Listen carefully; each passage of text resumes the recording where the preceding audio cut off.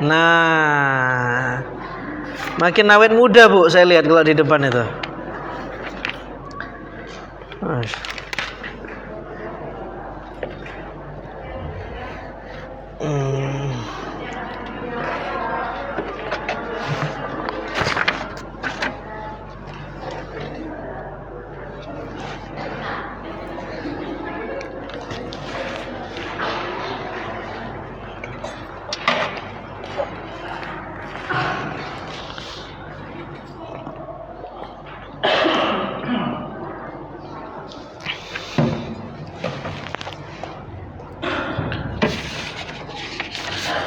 Alhamdulillahirabbil alamin.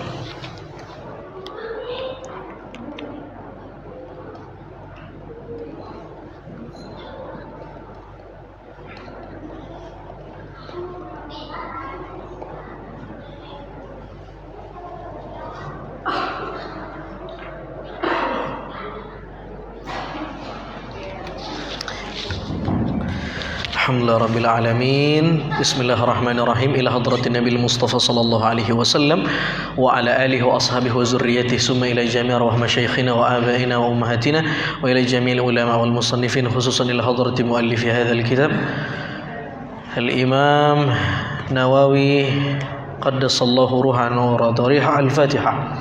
A'udzu billahi minasyaitonir rajim. Bismillahirrahmanirrahim. Alhamdulillahi rabbil alamin. Arrahmanir rahim.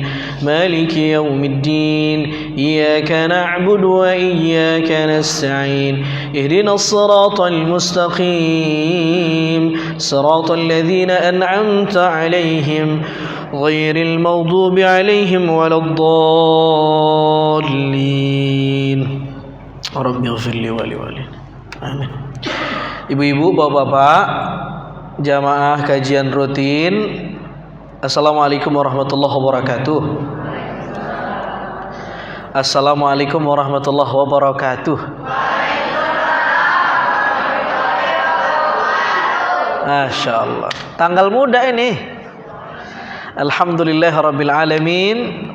Allahumma salli ala sayyidina Muhammad wa ala ali sayyidina Muhammad. Allahumma faqihna fid din wa 'allimna ta'wil walhamdulillahirabbil alamin. Hari ini kita akan bahas tema tentang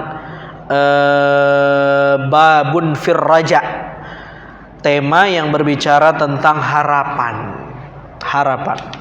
Orang yang paling kaya itu adalah orang yang punya harapan. Orang yang paling miskin adalah orang yang enggak punya harapan. Halo, assalamualaikum. Orang yang miskin adalah orang yang tidak punya harapan. Jadi selagi kita masih punya harapan, kita orang yang paling kaya di dunia ini. Maka orang yang beragama itu, ibu-ibu, orang yang paling kaya. Orang yang beragama, orang muslim itu orang yang paling kaya. Kenapa? Dia punya harapan. Siapa harapannya? Allah. Orang yang paling miskin itu ateis, agnostik, orang yang nggak percaya sama agama, nggak percaya adanya Tuhan. Dia nggak punya harapan. Ketika dia mengalami sesuatu yang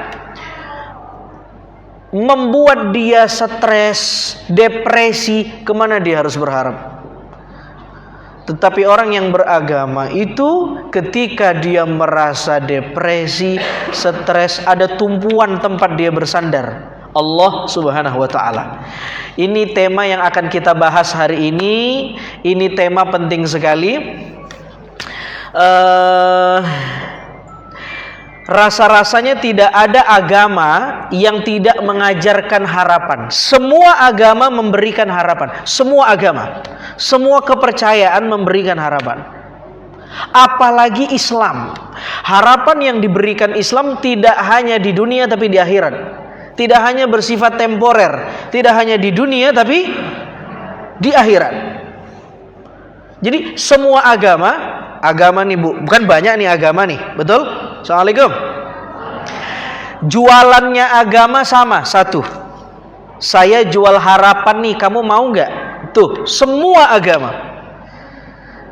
Lalu kemudian Di antara agama-agama itu mana produk harapan yang paling kita percaya lalu kita beli dan kita bilang ya udah saya pilih ini aja. Agama lalu kemudian kita bilang raditu billahi rabbah wa bil islami dina. Saya pilih Islam. Saya pilih Allah sebagai Tuhan saya. Jadi itu kata kunci yang pertama. Orang yang paling kaya adalah orang yang punya harapan. Itu ada penyakit mental hari ini anak-anak milenial itu, apa namanya, anhedonia. Itu penyakit mental orang yang gak punya harapan, hopeless. Orang yang gak punya harapan, makan gak mau, tidur gak nyenyak, gak mau keluar rumah, hopeless, gak punya harapan. Nah, jadi ini penting kita bicara harapan ini supaya kita tidak jadi orang yang galau, ya, orang yang putus harapan. Hidup masih panjang, harus dijalani dengan ikhtiar. Kemarin di bab yang lalu kita berbicara tentang takut. Kalau hidup sekedar takut, maka akan putus harapan. Maka setelah kita ngaji soal takut, kita ngaji soal harapan. Di sini ada banyak hadisnya, saya tidak akan bacakan semua, saya akan ambil beberapa yang penting saja, ibu-ibu. Babun fir raja. Qala Allah Ta'ala, ayat yang pertama di dalam surah Az-Zumar ayat 53. Surah Az-Zumar ayat 53. A'udzu billahi minasy syaithanir rajim. Qul ya ibadiyalladzina asrafu ala anfusihim la taqnatu min rahmatillah. Innallaha yaghfirudz dzunuba jami'a. Innahu huwal ghafurur rahim. Nabi sallallahu alaihi wasallam bersabda, apa kata Nabi? Ma ahabbu an li ad-dunya wa ma fiha bihadhil ayah. Tidak ada yang membuat saya lebih senang termasuk dunia dengan segala isinya kecuali ayat ini. Halo, assalamualaikum. Sekarang saya kasih waktu ibu-ibu sama bapak-bapak baca 15 detik terjemahannya sendiri. Lihat masing-masing fotokopiannya. Resapi maknanya 15 detik. Ini buat teman-teman yang di Instagram, boleh dibuka surah Az-Zumar ayat 53. Sudah? Sudah belum? Apa isinya tuh? A'udzu billahi minasy syaithanir rajim. Qul, katakanlah wahai Nabi Muhammad kepada umatmu, ya ibadiyalladzina asrafu ala anfusihim, wahai orang-orang yang melampaui batas terhadap dirinya. Maksudnya dia melakukan dosa, Allah udah kasih batasan, gak boleh ini tapi dilakuin, gak boleh lakuin itu tapi dilakuin. Dia berbuat dosa kepada dirinya. Sekarang pertanyaannya adalah, ada nggak di antara kita yang hadir, yang menyaksikan kajian ini, ada nggak di antara kita yang nggak pernah buat dosa? Ada tidak di antara kita yang tidak pernah melanggar portalnya Allah? Ada nggak? Ngelanggar lalu lintas aja kita sering, apalagi melanggar aturan Allah. Ya termasuk melanggar lalu lintas itu melanggar aturan Allah juga, itu bisa mencelakakan nyawa orang. Siapa yang nggak pernah buat dosa, tunjuk tangan. Ada nggak di sini? Acung. Saking banyaknya dosa kita, berat untuk angkat tangan. Ya Allah, ibu-ibu, bapak-bapak, kata Nabi nih,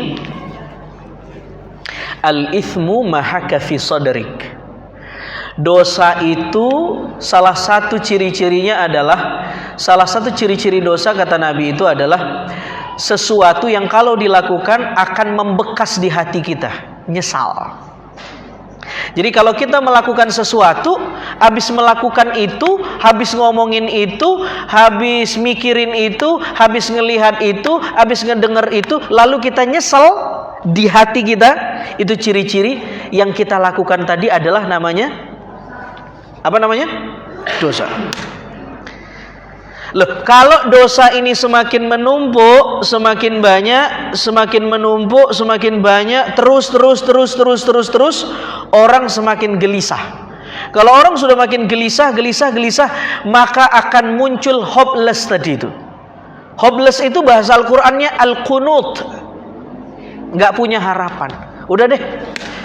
Saya daripada sholat lebih bagus maksiat aja deh. Kenapa? Saya hitung-hitung umur saya untuk punya potensi ibadah sama bermaksiat itu jauh banget. Saya dari dulu lahir, dari keluar dari rahim ibu saya sampai usia 50, kerjaan saya nakal, badung, durhaka ke Allah. Hah? Rata-rata umur umat Nabi Muhammad 60 tahun. 63. Berarti sisa usia saya berapa tahun? 13 tahun. Maksiatnya berapa tahun? 50 tahun. Minimal berapa tahun? 35 lah, dipotong pajak. Usia baligh 15 tahun. 35 tahun buat dosa, 10 tahun mau beribadah. Itu pun belum tentu. Yang 10 tahun tadi, ya udah deh, saya nggak usah ibadah deh. Tak hitung-hitung, kalau saya ibadah juga nggak balik modal ini, defisit pahalanya. Udah, saya nggak mau ibadah, saya nggak usah sholat. Ini efek dari dosa. Inilah orang yang disebut oleh Al-Quran, oleh ayat ini kunut, orang yang berputus asa. Kata Al-Quran, wahai Nabi, kabarkan kepada umatmu yang melampaui batas, yang punya dosa. Siapa itu? Kita. La taqnatu min rahmatillah. Jangan putus asa dari ampunan Allah. Jangan putus asa dari rahmat Allah. Masya Allah. Ibu-ibu, bapak-bapak, coba ini ayat ini coba perhatikan. Ma ahabbu an li ad-dunya wa ma fiha bihadhil ayah. Tidak ada yang membuat saya lebih gembira termasuk nilai dunia dan seisinya ini, kata Nabi, kecuali apa? Kecuali ayat ini. Ayat ini ayat yang paling disenengin oleh Nabi. Surah apa? Surah Az-Zumar ayat 53. Masya Allah.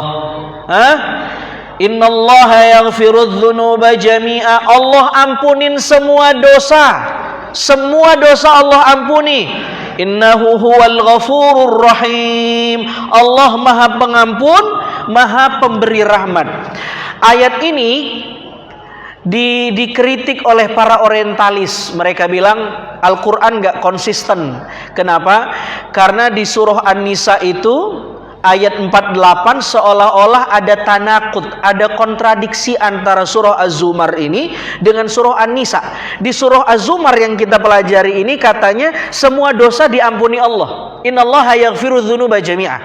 Tapi di surah An-Nisa ayat 48 Allah justru mengatakan innallaha la yaghfiru an yushraka bihi wa yaghfiru man duna dzalik liman yasha.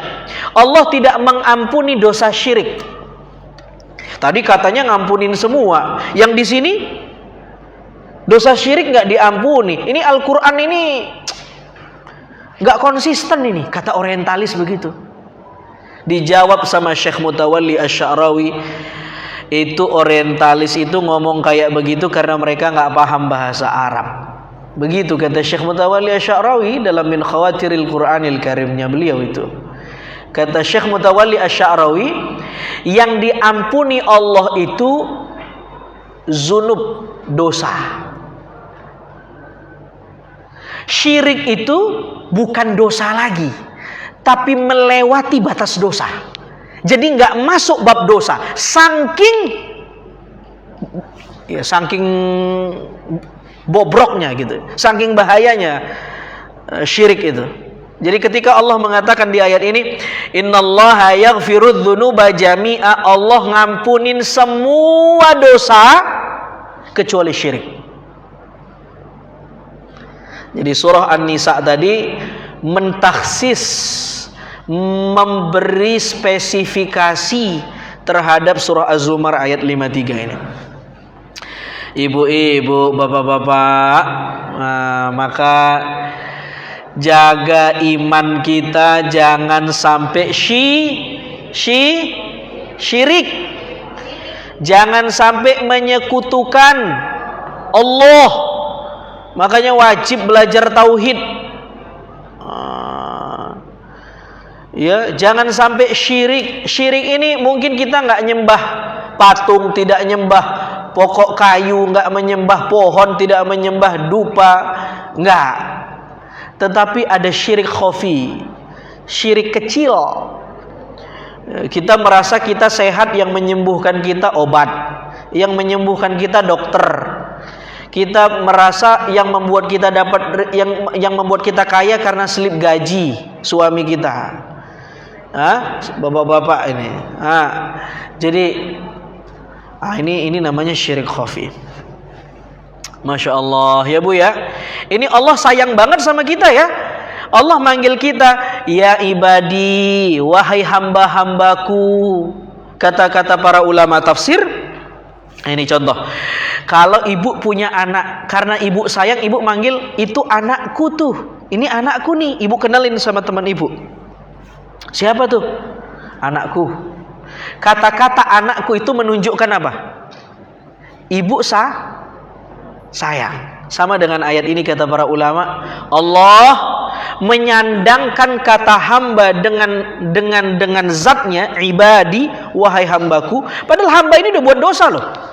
Udah melakukan israf, sesuatu yang berlebih-lebihan, ala anfusihim. Kata Syekh Mutawalli Asy-Sya'rawi, Al-Quran menyebutnya ala anfusihim, bukan li anfusihim. Menunjukkan orang ini udah banyak banget buat dosanya. Tapi Allah tetap manggil, ya ibadi, wahai hambaku. Wahai ibu kesel, jengkel, mangkel dengan anak,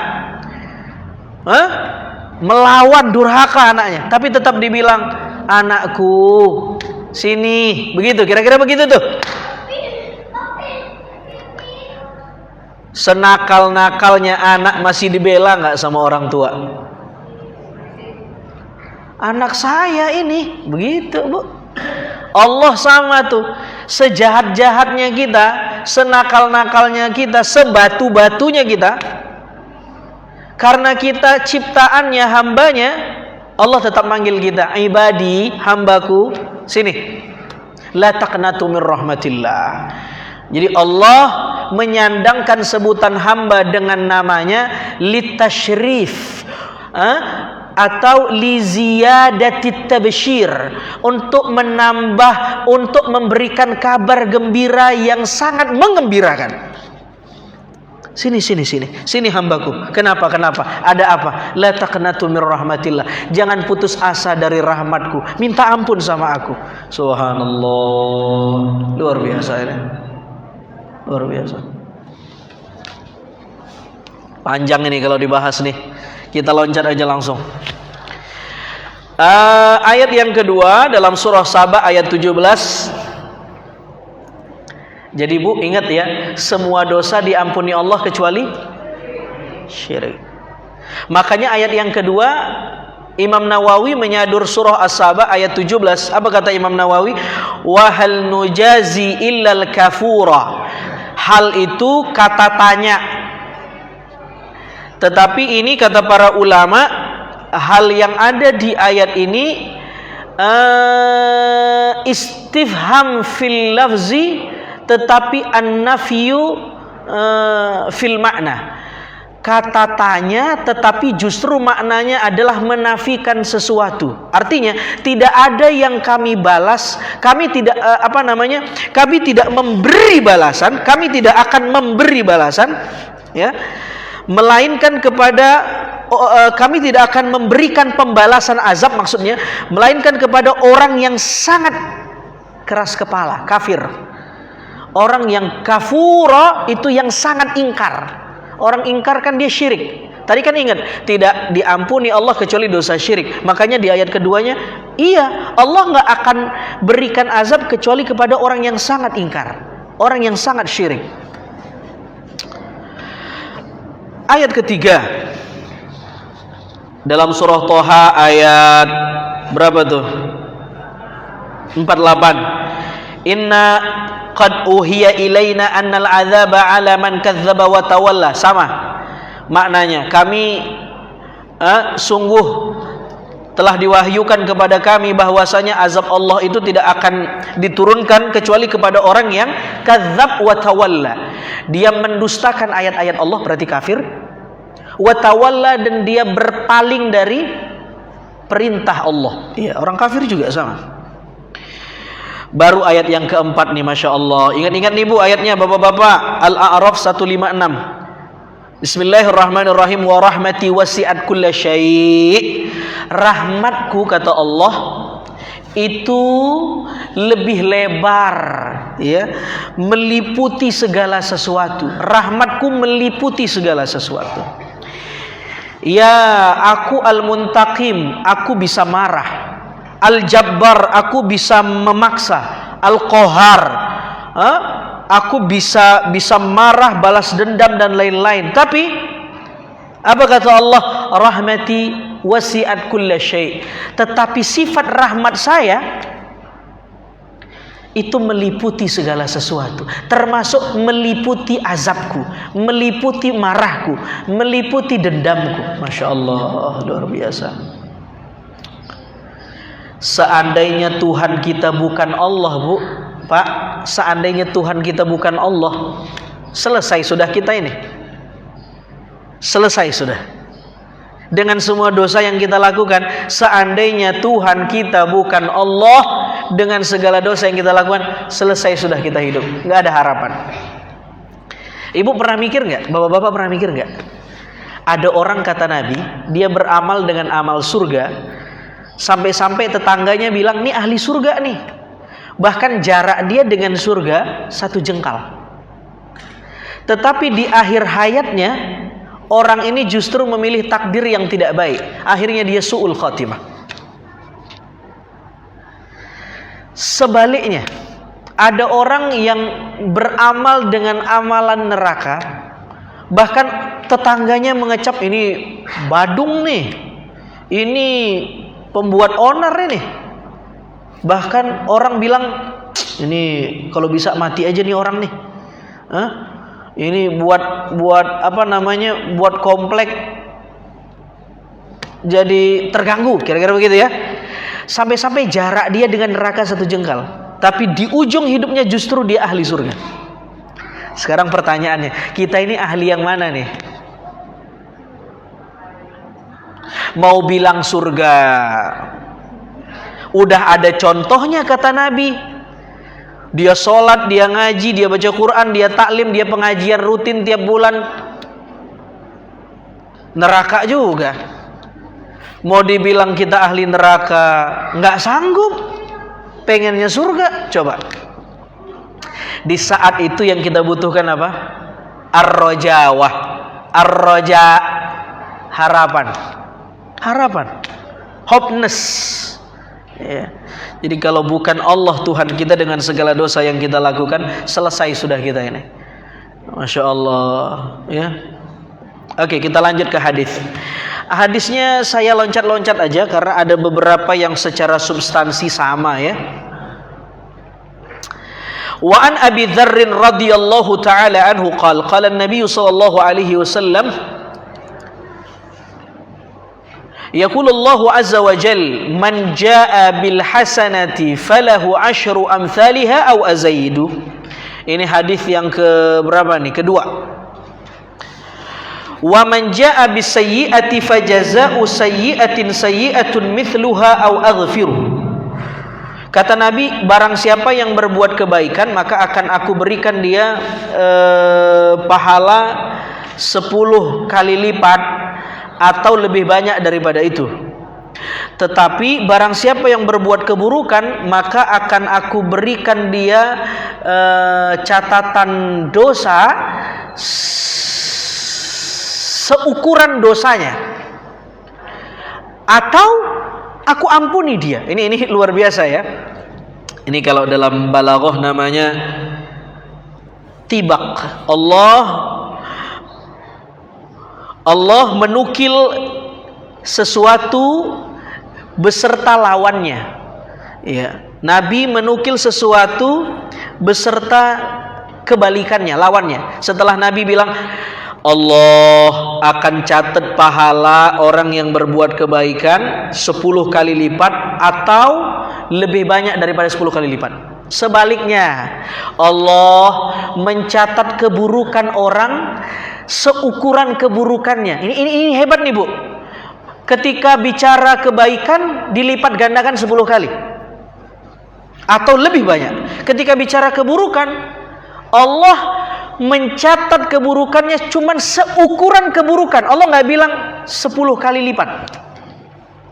Bahkan kata Nabi SAW, au aghfiru, Allah mengatakan atau bahkan aku akan ampuni dosanya. Kan nggak seimbang nih hadisnya nih.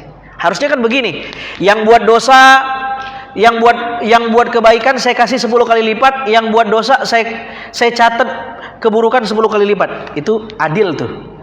Tapi Allah enggak.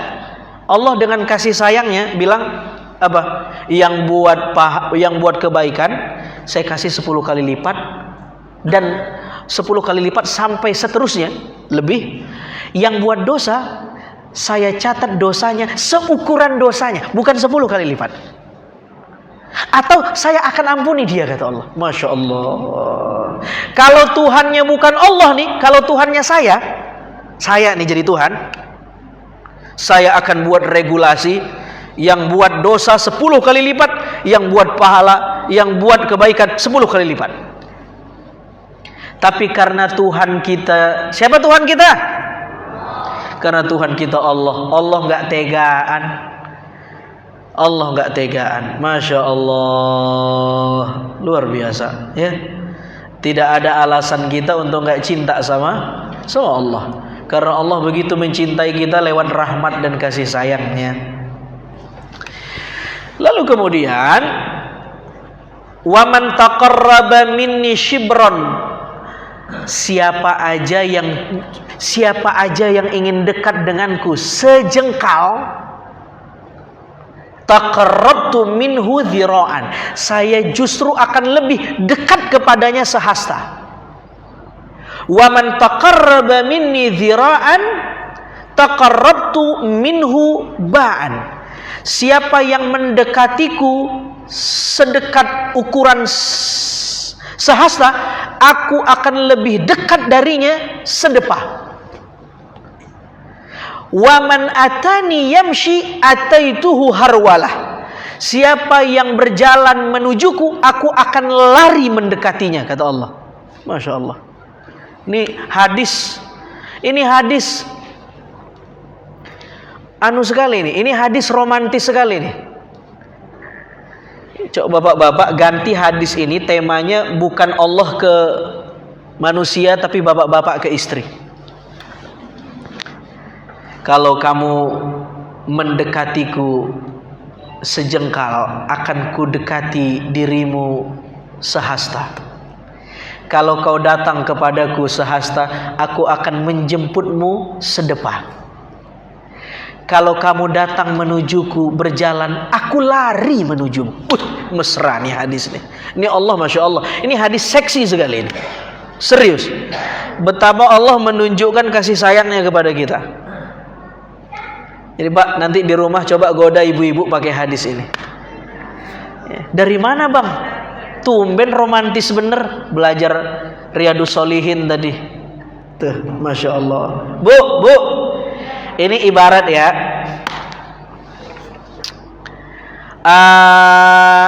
Ini misalnya meeting pointnya. Ini titik temu kita dengan Allah. Ini contoh saja. Ini meeting pointnya. Sudah? Allah di sana, kita di sana. Dengan dosa yang kita buat, membuat Allah menjauh dari kita. Dengan dosa yang kita buat, membuat Allah jauh dari kita. Titik temunya di sini. Kalau ibu di sana, atau bapak di sana dengan dosa yang bapak punya, lalu bapak taubat, saya pengen balik ke Allah deh. Sejengkal baliknya, dibales sama Allah berapa? Sehasta. Kita baru jalan sejengkal, Allah sudah datangin kita sehasta. Sejengkal itu semana? Segini. Kalau sehasta segini. Sehasta tuh segini nih sehasta nih. Lalu kita deketin Allah sehasta segini. Allah balas sedepah. Sedepah itu semana? Segini. Segini itu sedepah nih. Dua tangan dilebarin. Kita datang ke Allah berjalan, Allah datang berlari. Makna hadis ini apa? Kalau kamu pengen dekat ke Allah, Allah lebih pengen dekat ke kamu. Itu maknanya tuh. Kalau kamu pengen balik ke Allah, Allah lebih pengen balikan ke kamu. Kalau kamu pengen bertemu Allah, Allah justru lebih pengen bertemu sama kamu. Masya Allah. Syaratnya apa? Syaratnya hadis ini bilang apa syaratnya? Kamu dulu yang berjalan, jangan Allah. Nanti kalau kamu sudah jalan, Allah balas dengan berlari. Subhanallah, luar biasa.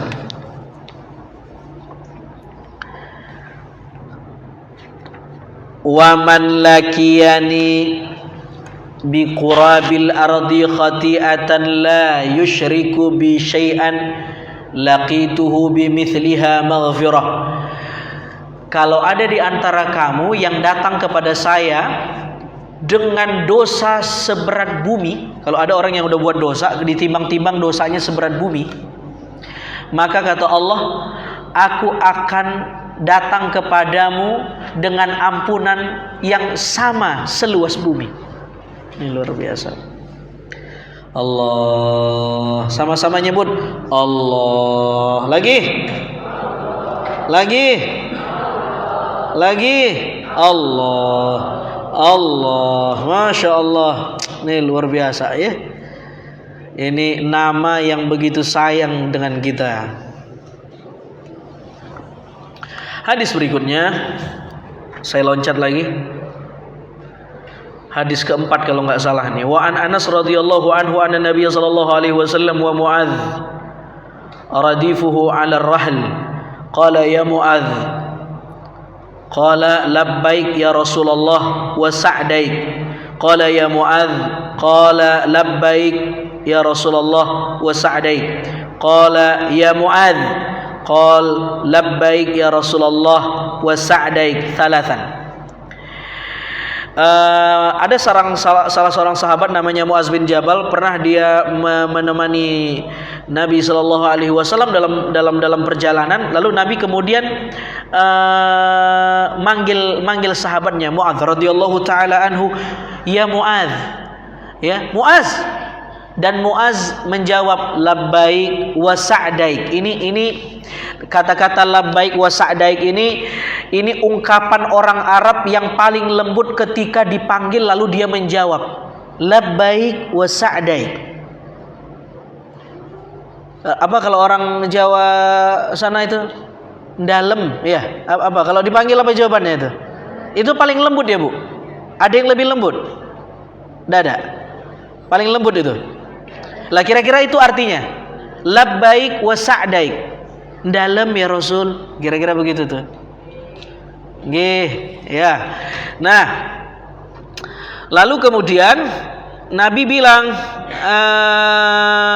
Nabi memanggil Muaz 3 kali. Muaz, dalam Rasul, iya Nabi. Muaz, iya Nabi. Muaz, iya Nabi 3 kali. Nabi memanggil 3 kali, ingin menunjukkan betapa pesan yang ingin disampaikan Nabi kepada Muaz ini sesuatu yang sangat penting ya, sangat urgent. Apa kata Rasulullah sallallahu alaihi wasallam?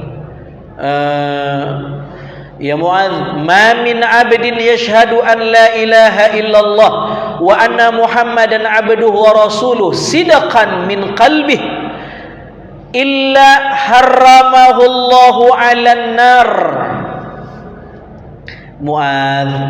Mu'adz.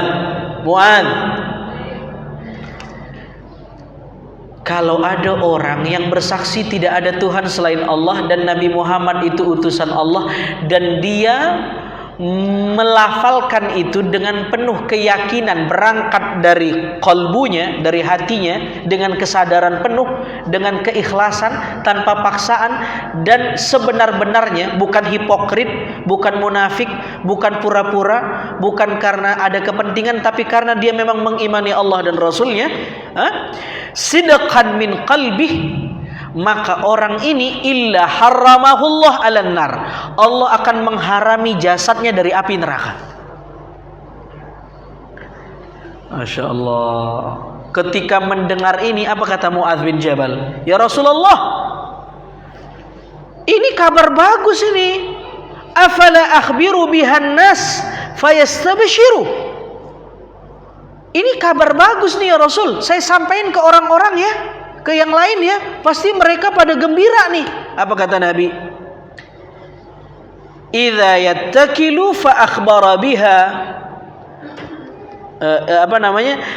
idza yattakhilu fa akhbara biha Mu'adzun 'inda mautihi ta'assuman. Kata Nabi, enggak usah, jangan disampaikan ke orang-orang. Nanti kalau disampaikan ke orang-orang, mereka akan sembrono, mereka akan ngawur, mereka akan ngaco, mereka akan semaunya. Mungkin kalau orang-orang itu mendengar hadis yang baik ini, yang menggembirakan ini, yang penuh dengan harapan ini, nanti orang-orang akan salah menyimpulkan. Nanti sebahagian mereka akan menyimpulkan, oh berarti cukup syahadat doang ya, nggak usah sholat. Kan dengan syahadat harramahullah, Allah akan mengharamkan jasad kita dari api neraka. Kalau begitu syahadat saja, nggak usah sholat, nggak usah ngaji, nggak usah baca Quran. Maka kata Nabi, jangan disampaikan, nanti mereka akan ngawur.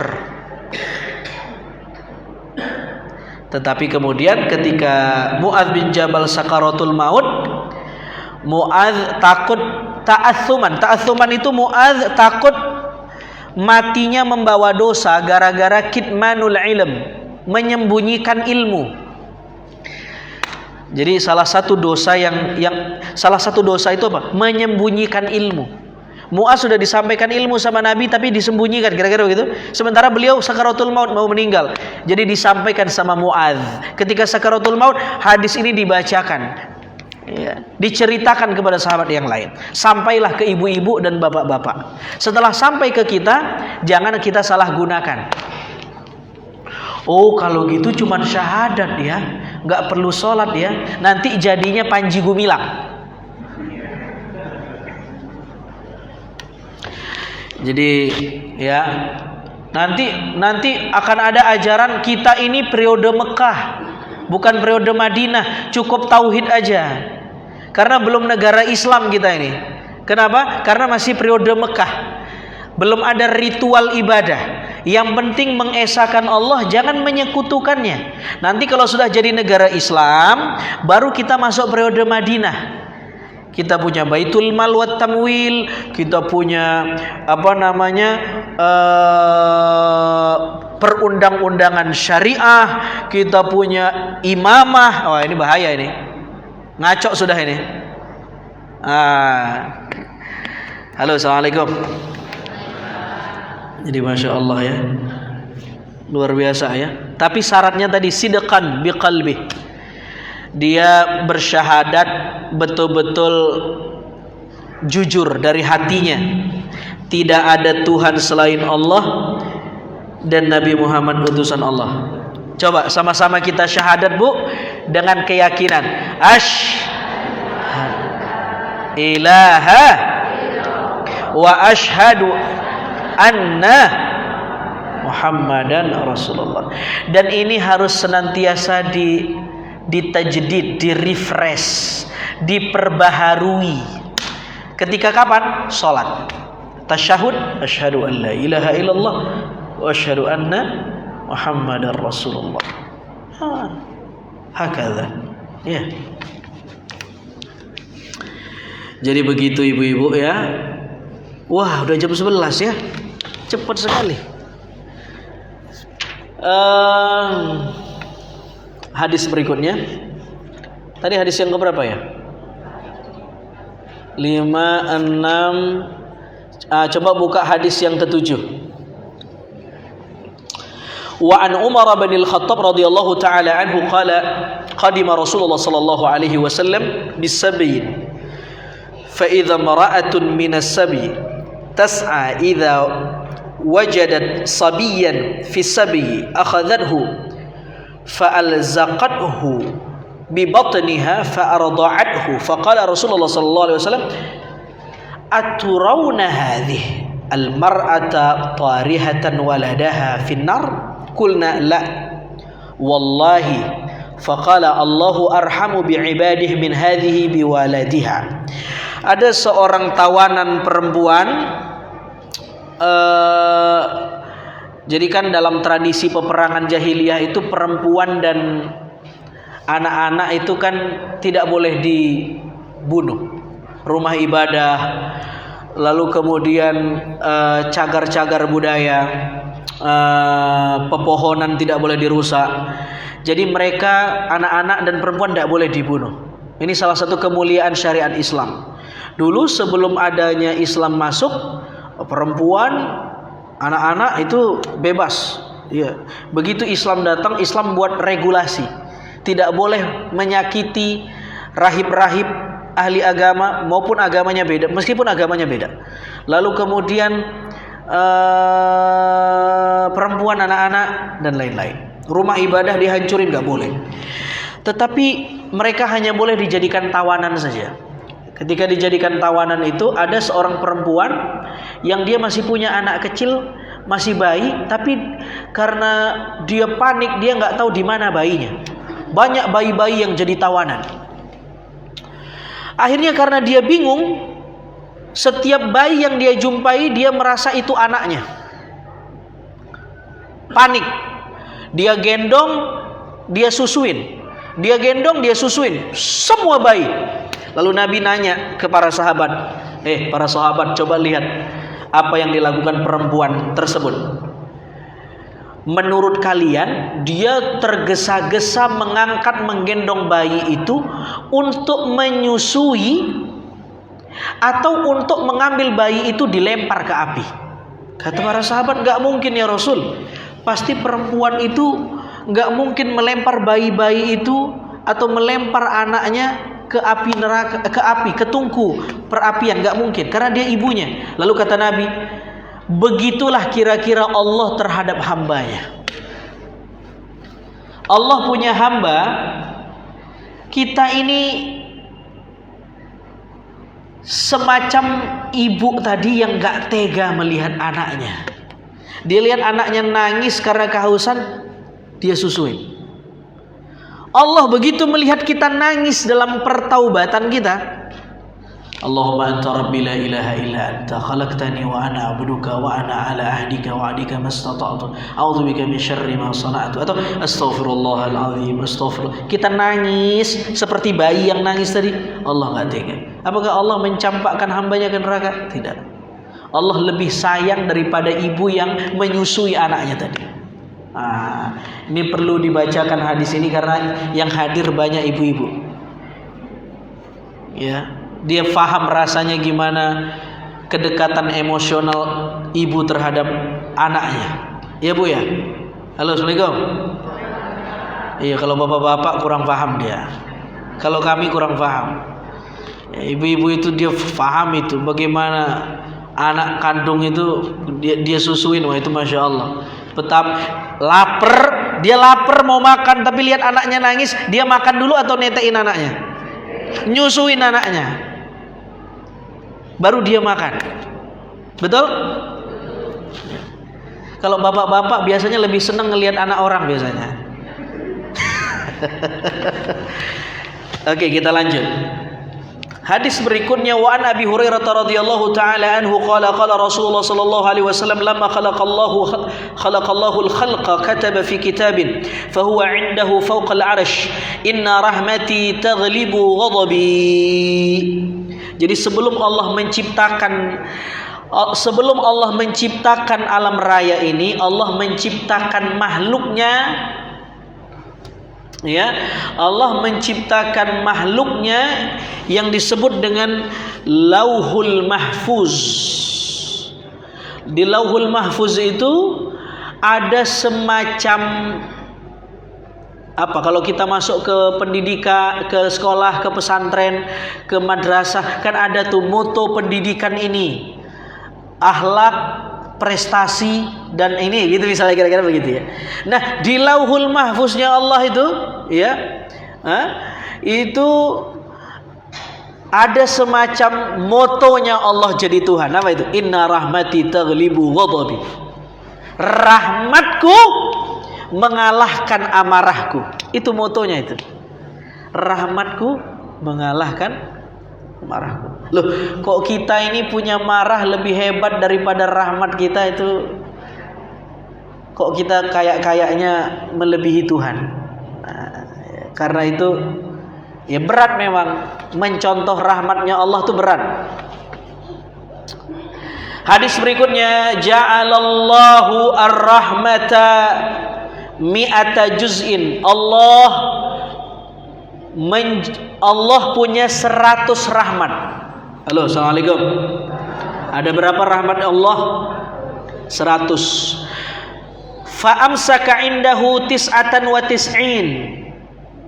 Tetapi rahmat ini enggak semuanya diberikan Allah ke makhluk. Yang 99 ditahan sama Allah, di skip.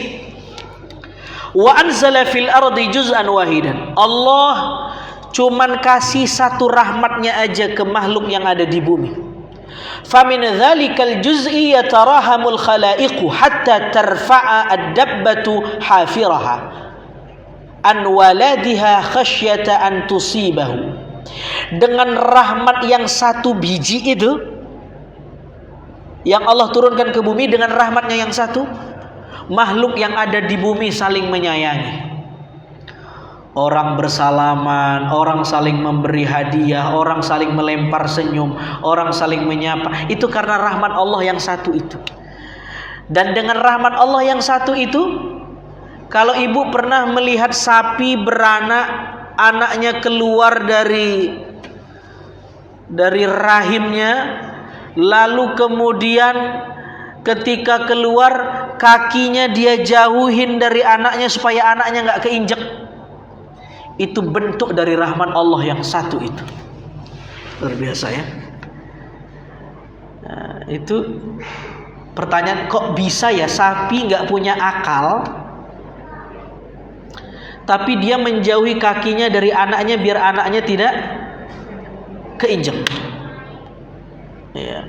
Ada memang video itu sapi beranak, dia justru nendang anaknya untuk supaya anaknya justru tidak mati. Karena ketika bayi itu keluar dibungkus sama plasentanya, itu belum pecah ketubannya. Kan beda kalau sama ibu-ibu, ketuban dulu yang pecah. Kalau anak bayi itu, anak sapi itu kadang-kadang sama ketubannya. Jadi ditendang sama ibunya supaya ketubannya pecah dan bayinya tidak biar bisa bernafas. Itu bagian dari rahmat Allah. Kok bisa ya binatang nggak punya akal tapi punya insting untuk mengasihi? Itu karena rahmatnya Allah.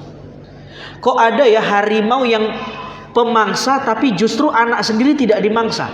Itu yang ngajarin siapa? Rahmatnya Allah yang satu. Bayangkan kalau 100 rahmat Allah diturunkan ke bumi, di skip sama Allah. Yang 99 ini disimpan nanti buat umat Nabi Muhammad. Masya Allah, luar biasa. Jadi kok ada orang tua mencelakai anaknya, menjual anaknya, membunuh anaknya. Wah, itu kalah dengan sapi berarti. Ya, kalah dengan kebo, ya, kalah dengan harimau. Ibu-ibu, ini banyak hadisnya ini. Ya, nanti kita lanjutkanlah. Saya kira intinya kita sudah tahu ya. Terakhir, penting saya sampaikan terkait tema roja ini. Roja itu artinya berharap kepada Allah dengan usaha yang maksimal di jalan Allah. Itu namanya roja. Mengharap ampunan Allah atau mengharap pemberian Allah dengan syarat-syarat yang sesuai ditetapkan oleh Allah, itu namanya roja. Kalau ada orang yang punya harapan tetapi dia tidak ada ikhtiar untuk mendapatkan harapan itu, namanya bukan roja tapi namanya tamanni. Apa namanya? Tamanni, harapan kosong. Saya pengen doktor tapi saya nggak mau kuliah, bisa nggak? Nggak bisa. Kalau mau dapat doktor formal ya harus kuliah. Kalau enggak ya tunggu doktor honoris causa. Iya, tapi saya mau naik kelas 5 SD tapi enggak mau ujian kelas 4 SD, bisa? Tapi saya pengen punya harapan, bisa enggak? Namanya tamanni. Apa namanya?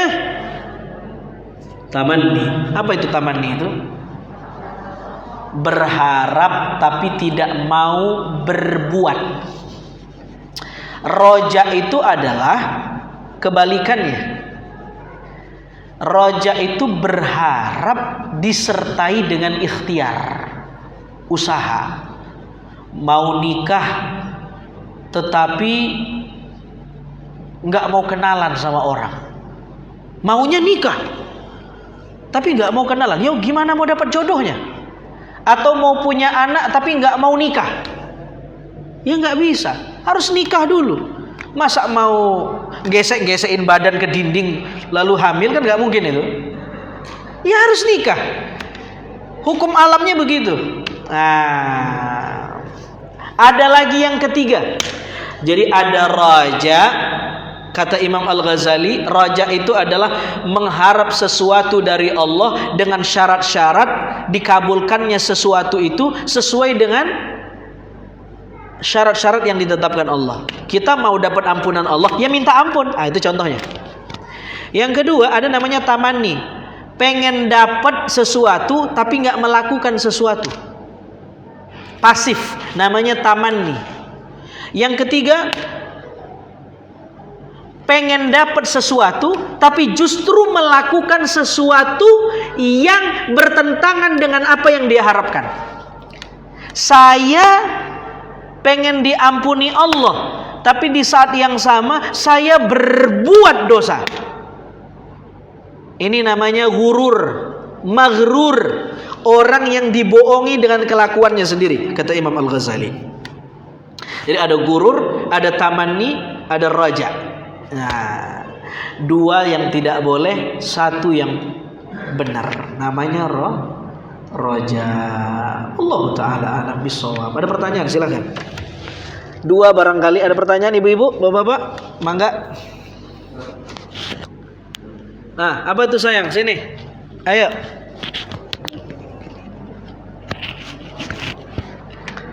Waalaikumsalam. Iya.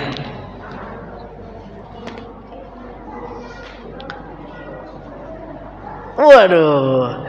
Kalau ada orang yang berbuat baik dan berbuat buruk, seimbang amalnya, baik dan buruk, dia masuk surga apa?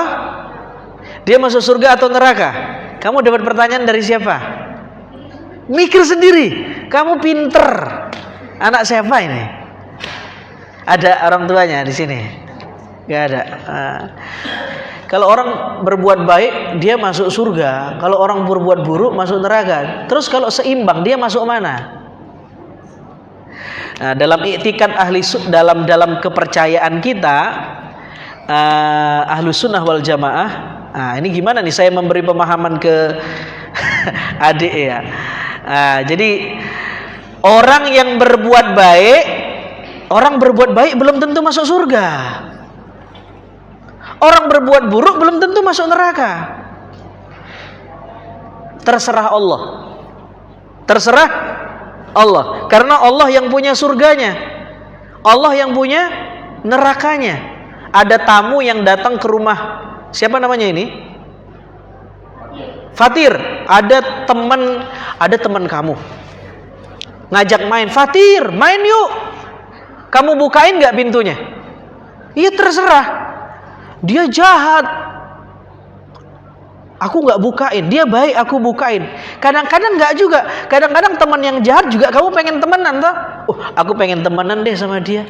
Yang baik, aku lagi malas, lagi ngantuk, gak pengen temenan. Terserah Fatir mau buka pintunya atau enggak. Karena yang punya rumah siapa? Fatir. Lah, yang punya surga dan neraka itu siapa? Jadi terserah Allah. Allah mau masukin orang yang jahat, Allah mau masukin orang yang baik, terserah Allah. Tapi biasanya kalau mau masuk surga ya harus berbuat baik. Jadi apa jawabannya? Terserah Allah. Karena terserah Allah, maka kita perlu berharap sama Allah. Roja. Kita berharap mudah-mudahan kita termasuk orang yang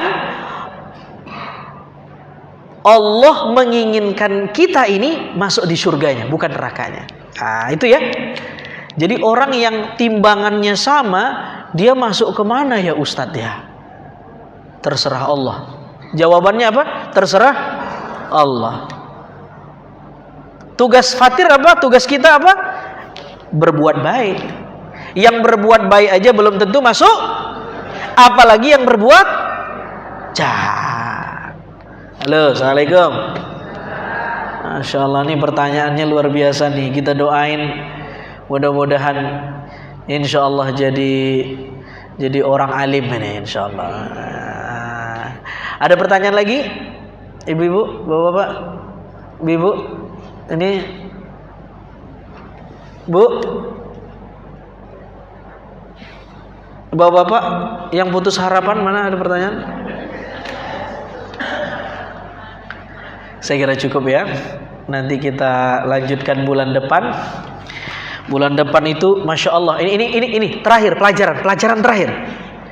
Coba lihat bab khauf dengan bab roja. Kemarin ini kita udah bicara bab takut.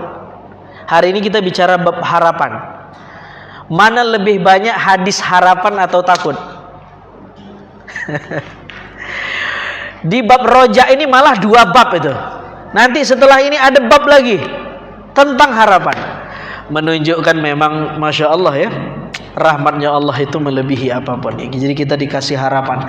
Hanya harapannya jangan kebablasan. Nanti gara-gara harapannya kebablasan, ya udah deh saya tobatnya nanti aja deh. Masuk surga ini pasti, jangan.